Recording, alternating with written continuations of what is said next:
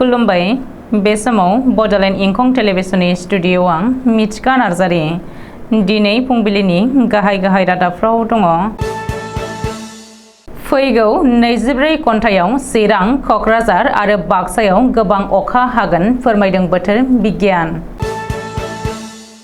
गुवाहाटीआव गंसे रिहाब मिरुनि केयारटेकारा एरेस्ट जादों। 72 बोसोर बैसोनि बिबौआ 13 बोसोरनि फिसौजोखौ जिनाहारि। साहा बागाननि फरायसाफोरनो सप्तायाव दैथाम दावदै जाहोगोन सोरखारा। माजुलियाव फेरि सिबिथायखौ दै लामा बिफाना बन्द खालामथ'बाय।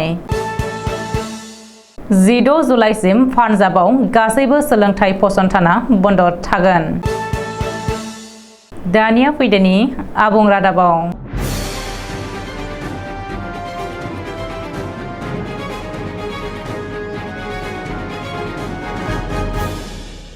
आफां आसामनि माखासे जिल्ला फारियै चिरां, क'क्राझार, बाक्सा आरो खाथि खालानि जिल्लाफोराव फैगौ 24 घन्टायाव गोबां अखा हागोन होननानै बोथोर बिगियाना सांग्रांथि होदों।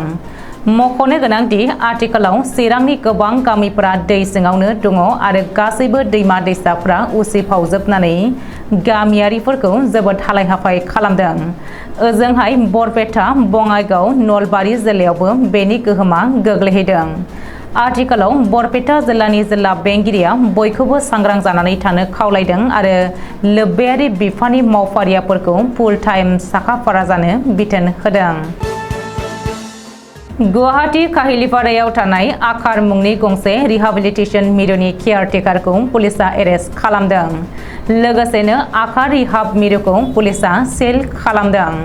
पुलिसनि सुलुङाव फोरमायथिनाय बायदिब्ला आखार रिहाबिलिटेसन मिरुआव दोनफैजानाय नबजित कलिता मुंनि सासे लाइमोना थैदोंमोन। पुलिसा नायबिजिरनानै जेब्ला सीसी केमेराखौ चेक खालामो अब्ला केयारटेकार रक्तिम मुंनि सासे सुबुङा नबजित कलिताखौ बुनायनि फोरमान मोनदों। बेनिखायनो पुलिसा रक्तिमखौ एरेस्ट खालामदों। लोगोसेनो आखार रिहाबिलिटेसन मिरुखौ सिल खालामदों। मानो होनोब्ला आखार रिहाबिलिटेसन मिरुआ सोरखारनिफ्राय जेबो पारमिसन लायाखै आरो रेजिस्ट्रेशनबो खालामाखै। गुबुन फारसेथिं ट्रेड लाइसेन्सबो गैया। बराक सेरफांनि हाइलाकान्दियाव मुगैथाव जाथाय जादों। 72 बोसोर बैसोनि सासे बोराया 13 बोसोर बैसोनि गावनि असे फिसौजोखौ जिनाहारि खालामनाय दायाव हमजादों। पुलिसनि सुलुङाव फोरमायथिनाय बायदिब्ला गथ'नि बिफा एबा जिनाहारि खालामग्रा बोरायनि असे फिसाज्लायानो हाइलाकान्दि सदर थानायाव बिफानि हेंथायै एफआइआर होदोंमोन। पुलिसा पक्स' आयेन बायदियै केसखौ रेजिस्टार खालामनायनि उनाव जिनाहारि खालामग्रा बिबौखौ हमो आरो कर्टआव फसंखांनायनि उनाव साननैनि थाखाय पुलिसनि रिमान्डआव लायो होननानै मिथिहोदों। लोगोसेनो हिन्जावसाखौ मेडिकेल आनजाद नायनायाव जिनाहारि खालामनायनि फोरमान मोनदों होननानै हाइलाकान्दिनि एसपि लीना टलिया खौरांगिरिनि सिगाङाव फोरमायथिदों। गिबि मन्त्रि डक्टर हिमन्त बिश्व शर्मानि मासि दैदेननायाव आसाम सोरखारनि केबिनेट जथुमाव थांखि लानाय जायोदि साहा बागाननि गंफ्रोमबो गुदि आरो गेजेर फरायसालियाव साफ्रोमबो फरायसाया सप्तायाव दैथाम दावदै मोनजागोन।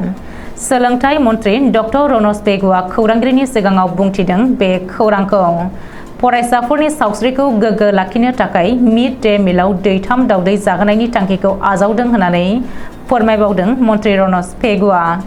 बेनि अनगायैबो अबिसि, एमअबिसि फरायसाफोरनोबो गोजौ सोलोंथाइनि फसंथानफोराव सिगाङाव थाखानाय 15 जौखोन्दोनिफ्राय बांहोनानै 27 जौखोन्दोसिम एडमिसननि खाबु होनाय जागोन होननानै फोसावदों। आथिखालाव बुरलुंबुथुर दैमानि दैया खैफोद सिमानि गोजौजों बोहैनायनि जाहोनाव हान्थियारिफोरनि जिउ रैखाथिखौ नोजोर होनानै माजुलियाव फेरि सिबिथायखौ बन्द खालामथ'बाय। आसाम रायजोआरि इनलेन्ड वाटार एबा दै लामा बिफाना बे थांखिखौ लादों। माब्ला फेरि सिबिथायखौ होफिननाय जागोन बेयो रोखा नङा। मानो होनोब्ला बुरलुंबुथुर दैमानि दैया माब्ला रानगोन बेनि सायावसो सोनारगोन होननानै सुलुङाव फोरमायदों। गोबां अखा हानायनि जाहोनाव आथिखालाव पान्जाबा दैजों लोमजोबनानै दङ।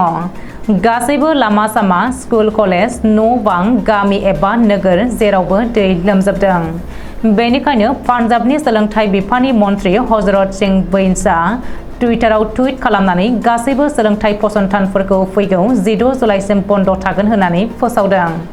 मख'नो गोनांदि थांनाय 9 जुलाइनिफ्रायनो पान्जाबाव फरायसालिफोरा 13 जुलाइसिम बन्द दंखायोमोन। आथिखालाव सोलोंथाइ मन्थ्रिया बेनि समयसीमाखौ 16 जुलाइसिम फोलावबावबाय आरो 17 जुलाइआवसो फरायसालिफोरा खुलिफिनसिगोन होननानै मिथिहोदों। दिनै फुंबिलिनि रादाबा एसेनोसै। गोजोन्थों।